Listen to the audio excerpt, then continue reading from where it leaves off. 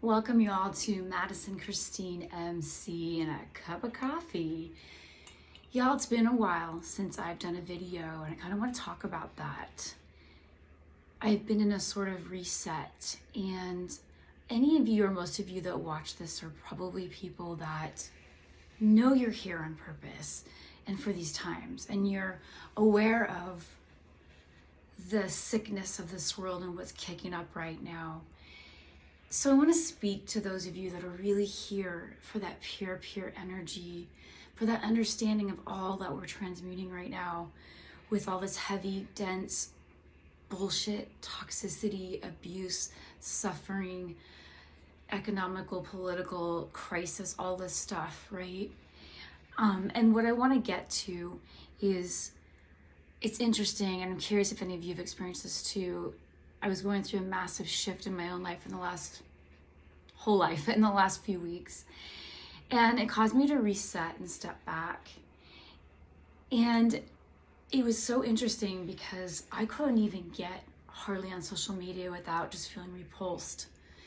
And this isn't to create division or, point fingers or anything like that. But is anyone else going through that? Those of you that are really frontliners, you don't have to be frontliners to feel that way. What I mean is frontliners in your truth and genuine energy and purity. You find yourself wanting to just puke out all this fake shit that's in front of you.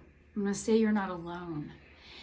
And it was really good for me. I really just was like, I need to take a pause and really reorient myself in what's going on here. And also it made me think more about the texting on the phone and the time, how easy we can get sucked up on these things. I mean, they can be so wonderful, right? Technology is such a gift when we use it correctly and we're in our power and we're in a precise focus, but it can throw any of us off in one heartbeat, right?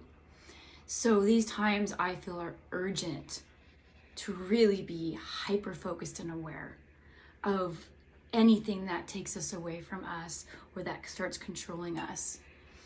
And it's actually a matter of life and death these days.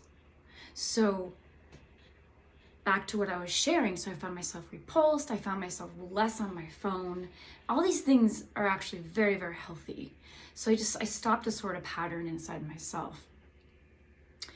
And also, there's a lot of truthers. There's a lot of this fame around the celebrity healer.